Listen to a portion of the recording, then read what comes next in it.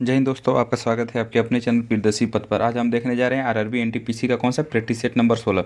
ठीक है, बाकी पीडीएफ कहाँ पर मिलेगा तो टेलीग्राम पर मिलेगा, उसका लिंक दे दूँ डिस्क्रिप्शन में। चलिए स्टार्ट करते हैं। पहला क्वेश्चन है ऑन लेडी लाइक किसकी संस्मरक है तो राधिका वाज की है। ठीक है, बॉय डोंट क्राई किसका है, मेघना पंत का है। द बीच किसका है, मेघना मार्कल का है। ब्यूरेंट शुगर किसका है तो अवनी दोषी का है। कॉल ऑफ द गर्ल किसका है तो परिमल का है। My life as a commanded किसका है, के शैलाज का है। लॉकडाउन लिरिक्स किसका है, संयुक्ता दास का है। प्लेस कॉल्ड होम किसका है, प्रीति सेनाय का है। द जोया फैक्टर किसका है, अनुजा चौहान का है। द जोया फैक्टर किसका है, अनुजा चौहान का। स्त्री पुरुष तुलना किसका है, ताराबाई शिंदे का है। ठीक है, क्वार्टरिंग इंडिया किसका है तो नंदनी दास का है। क्वेश्चन नंबर दूसरा देखते हैं। कौन कैगरिंग the code my journey in Bollywood पुस्तक के सह लेखक कौन है तो आयुष्मान खुराना है। और भी बॉलीवुड के जो हीरो हैं उनके लिखा पुस्तक देख लेते हैं। Your best day is today किसका है तो अनुपम खेर का है। ठीक है, your best day is today. 400 पुस्तक किसका है, चेतन भगत का है। गुलशन ग्रोवर की कौन सी पुस्तक है, बैडमैन है। देवानंद की रोमांसिक विथ लाइफ। तुषार कपूर का the bachelor dad. Imran Hashmi का द किस ऑफ लाइफ, इसी पर पिक्चर बनाता था। करीना कपूर का कौन सा है, प्रेगनेंसी बाइबल्स है। ठीक है, प्रियंका चोपड़ा का अनफिनिश्ड है। मिसेस फन्नी बोन्स और वेलकम टू पैराडाइज किसका है, ट्विंकल खन्ना का है। आगे देखते हैं। क्वेश्चन नंबर तीसरा। विजय किचलू किस घराने से संबंधित रखते हैं तो आगरा घराने से। इस घराने के संस्थापक कौन है तो हाजी सुजान खान है। और अन्य नाम देख लेते हैं जो इस घराने से संबंधित रखते थे तो ललित राव, फयाज खान, लताफत हुसैन खान। ठीक है, पटियाला घराना से कौन है तो बड़े गुलाम अली है। ठीक है, पद्म भूषण मिला तो कब, 1962 में। ग्वालियर घराना से संबंध रखने वाले कौन है तो उस्ताद हस्सू खान है। आगे देखते हैं। हाँ, भिंडी बाजार घराना से कौन है, छज्जू खान और लता मंगेशकर। किराना घराना से अब्दुल करीम खान, गंगूबाई हंगल और छन्नूलाल और प्रभा अत्रे हैं। मेहर घराना से कौन है तो अली अकबर खान और अलाउद्दीन खान। ये दोनों क्या हैं, सरोद वादक हैं। देखो इंपॉर्टेंट, देखो सबसे ज़्यादा ये पूछता रहता है अक्सर। कालदा बिंदादिन घराने से कौन है तो बिरजू महाराज हैं।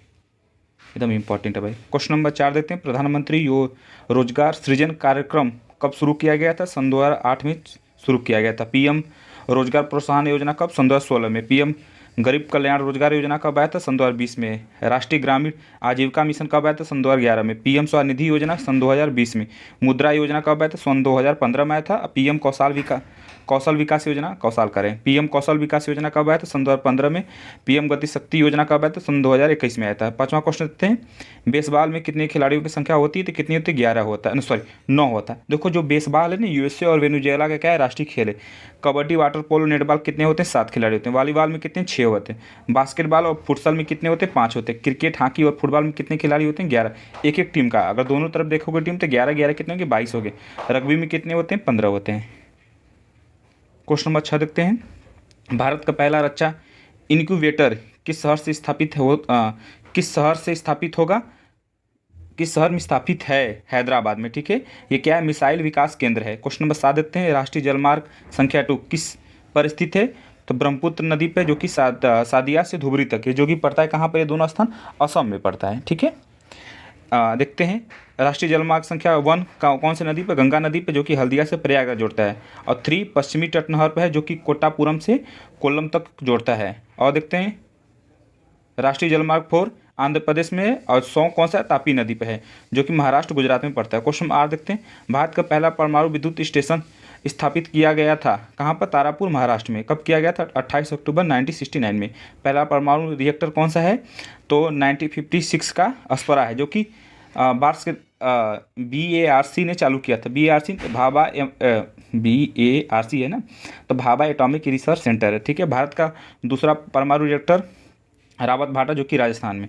भारत का सबसे बड़ा क्या है, कुडुनकुलू में, तमिलनाडु में पड़ता है। आगे देखते हैं। ये सब हटा दो, ये सब इम्पोर्टेंट। हाँ, ये देखो बहुत इंपॉर्टेंट है। कौन क्रांतिकारी संगठन अनुशीलन समिति से संबंधित रखता है ना, ये क्या है, बंगाल का प्रथम क्रांतिकारी संगठन था। अब अनुशीलन समिति से कौन कौन संबंध रखता है ये देख लेते हैं। भूपेंद्र नाथ दत्त, बरिंद्र नाथ घोष और जतीन्द्र नाथ बनर्जी, सतीश चंद्र, P मिश्रा और ज्ञानेंद्र बसु। ठीक है, ढाका अनुशीलन समिति जिसकी स्थापना 1905 में होता है, कौन करता है, PV दास करते हैं। युगांतर समूह का 1906 में होता है, कौन करते हैं, बारिंद्र कुमार घोष करते हैं। आगे देखते हैं। सोहन सिंह भकना 1913 में यूएसए में भारतीय द्वारा स्थापित पहले अध्यक्ष थे। क्या हुआ था? गदर पार्टी के पहले अध्यक्ष थे। ठीक है। प्रशांत महासागर का हिंदी संघ हेडक्वार्टर इसका कहाँ था? तो सैन फ्रांसिस्को कहाँ पड़ता है? यूएसए में पड़ता है। इसके उपाध्यक्ष कौन थे गदर पार्टी के? केसर सिंह। ठीक है। ठीक है। महासचिव कौन था? लाला हरदयाल थे। ये भंग कब हुआ था? तो 1948 में। इसका पत्रिका क्या था? तो हिंदुस्तान गदर था।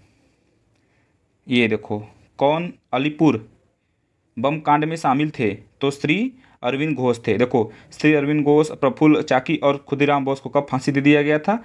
तो 11 अगस्त 1908 में फांसी दे दिया गया था। ठीक है। ये बम कांड कब होता है? तो 30 अप्रैल 1908 में हुआ था। याद रख लेना। अब बाकी सब कुछ नहीं इंपॉर्टेंट है, ये मत देखो।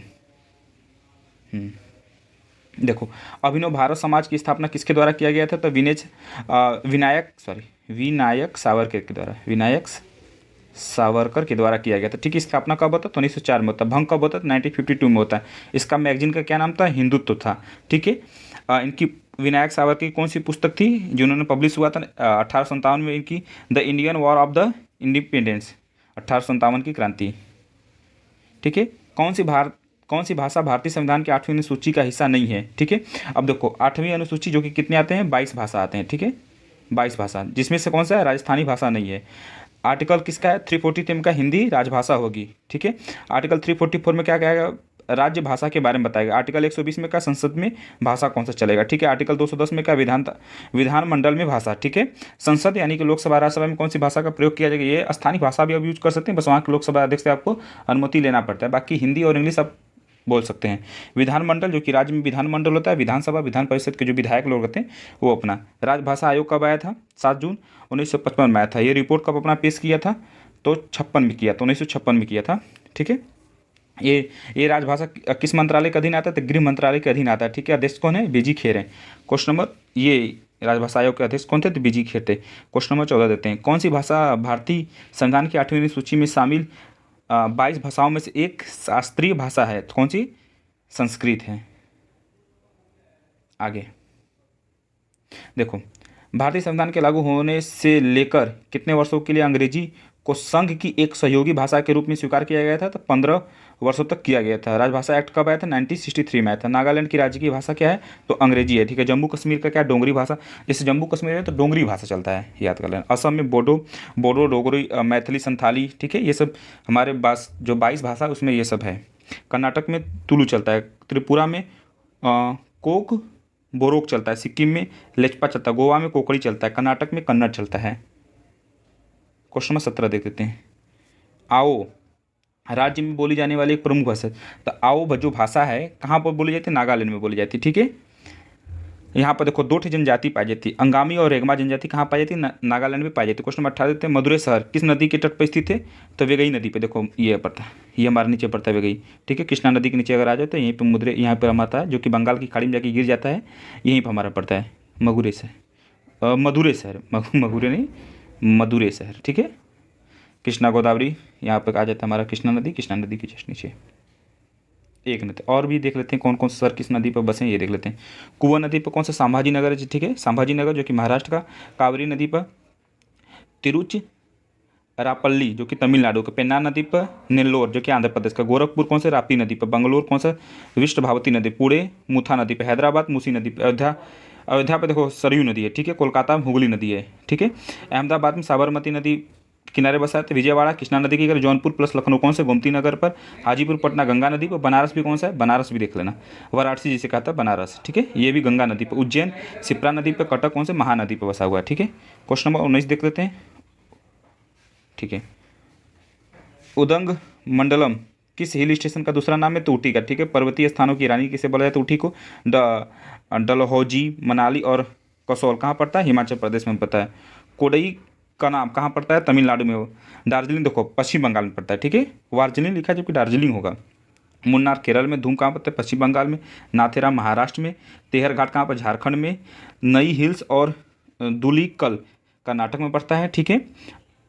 यहाँ पर हमारा जमपुई कहाँ पर? त्रिपुरा में पड़ता है। हिंदुस्तान शिपयार्ड लिमिटेड स्थित है कहाँ पर? विशाखापट्टनम में है। ठीक है। ये किसके अधीन आता है? तो रक्षा मंत्रालय के अधीन आता है। ठीक है। ये 1941 में बना था। हीरा चंद्र के द्वारा बनाया था। ठीक है, पनडुब्बी निर्माण यहाँ पर क्या होता है, तो पनडुब्बी का निर्माण होता है। ठीक है, भारत का सबसे बड़ा शिपयार्ड कौन सा है, तो कोचिन शिपयार्ड है। कब बना था, 1972 में बना था। पहला जहाज कौन सा था, तो भारत का सबसे बड़ा शिपयार्ड कौन सा था, कोचिन शिपयार्ड है। ठीक है, 1952। इसके द्वारा पहला जहाज कौन सा बना था, रानी पद्मिनी बना था। कब, 1981 में। ठीक है, नौसेना शिपयार्ड कोची केरल में है। ये कैसे देख लेते हैं। खालिस्तान के बारे में भारत में आर्थिक सर्वेक्षण को केंद्रीय बजट से अलग कर दिया गया था। कब अलग कर दिया था, 1964 में कर दिया गया था। ठीक है, आर्थिक सर्वेक्षण किसके अधीन आता है, तो वित्त मंत्रालय के अधीन आता है। पहली बार कब होता है, 31 जनवरी का आता है। ठीक है, 1950 में आता है। रेलवे को आम बजट से अलग कर दिया गया कब, 1924 में। फिर सन 2017 में एक कर दिया गया था। ठीक है, तो पहली आर्थिक जनगणना कब होती है, तो 1977 में होता है। वर्तमान में मुख्य आर्थिक सलाहकार कौन है, तो वी अनंत नागेश्वरम है। ठीक है, अभी सन 2017 से एक हो गया है। किसे केंद्रीय सार्वजनिक क्षेत्र में उद्यम के रूप में वर्गीकृत नहीं किया जा सकता। उद्यम यानी कि जो फैक्ट्री कंपनी होता है। मैक्रो रत्न, देखो महारत्न में 14 अभी कंपनियाँ हैं। शर्तें क्या रहता है, 9 रत्न। ठीक है, प्लस 3 वर्ष का टर्नओवर देखा जाता है। 25,000 करोड़ होना चाहिए, 25,000 करोड़ का। नेटवर्क कितना हो जाए, 15,000 करोड़ का होना चाहिए उस कंपनी का। ठीक है, प्रॉफिट 5,000 करोड़ का दिखाना पड़ता है। 9 रत्न में 26 ऐसे हैं। 26वां कौन सी कंपनी, तो IRFC है। Startup India, startup India Bharat सरकार की एक प्रमुख पहल है। इसे किस वर्ष में आरंभ किया गया था, तो सन 2016 में किया गया था। ठीक है, 16 जनवरी सन 2016 का। क्वेश्चन नंबर 24, किस अवधि को भारत में स्वर्ण क्रांति के नाम से जाना जाता है। ठीक है, इसके जनक कौन है, निपुर्क तुजेज हैं। ठीक है, स्वर्ण क्रांति किससे संबंध रखता है, फूल, शहद और बागवानी से संबंध करता है। कब आया था, भाई 1991 में आया था। सन 2003 तक ये चला था। हरित क्रांति जो कि जनक कौन माने थे, MS स्वामीनाथन। काल क्या था, 1966 से लेकर 67 तक। ठीक है, अनाज को बढ़ावा देने के लिए, क्योंकि उसमें अनाज हम किस पर निर्भर थे, तो अमेरिका पर थे। अमेरिका जानते हो नाटक करता था, तो इसलिए ये पहल चला गया, ये क्रांति चला गया हरित क्रांति का। तो पश्चिम बंगाल पंजाब वाले क्षेत्र में खूब ये सब यूरिया पोटास, मतलब जो भी उर्वरक हैं इनका प्रयोग किया गया। नदी बनाया गया, नहर बनाया गया, जिसकी वजह से वहाँ पर अनाज होने लगा था। श्वेत क्रांति 1970 में आता है। वर्गीन कुरियर इसके थे। पीली क्रांति, ठीक है, ये 1985-90 में आया था। तो कौन है, हरिलाल चौधरी प्लस अरुण कृष्ण थे। पीली क्रांति जो कि किससे संबंधित रखता है, तिलहन से संबंधित रखता है। ठीक है, सैम पित्रोदा इसके जनक थे। यूट्यूब के बारे में गलत है क्या, वीडियो एनालिसिस भी, देखो वीडियो एनालिसिस यूट्यूब नहीं करता है। अगर आपको वीडियो एनालिसिस करता है तो YT स्टूडियो होता है, जो कि यूट्यूब के द्वारा ही पब्लिश होता है। पर यहाँ पे यूट्यूब के बारे में पूछा है, यूट्यूब का ही प्लेटफॉर्म है YT स्टूडियो। ठीक है, अगर आप जो लोग जानते हो YT स्टूडियो, तो वहाँ पर आपको पूरा देखें कितना व्यूज़ गया, कितना सब्सक्राइबर बढ़े उस वीडियो पर, कितना पैसा बना है। ठीक है, ये सब बताता है, कितना व्यू अभी, ये सब बताता है। सन 2005 में इसकी स्थापना किया गया था। यूट्यूब का कौन, स्टीव चैंड हर्ले और जावेद करीम। हेडक्वार्टर कहाँ पर है, तो इसका कहाँ पर है, कैलिफोर्निया में। ठीक है, फेसबुक की स्थापना सन 2004 में, ट्विटर की स्थापना सन 2006 में, इंस्टाग्राम की स्थापना सन 2010 में, व्हाट्सएप की स्थापना सन 2009 में, टेलीग्राम की स्थापना सन 2013 में और स्नैपचैट की स्थापना सन 2011 में। ये हमारा कंप्लीट हो जाएगा आज का। ठीक है, जय हिंद।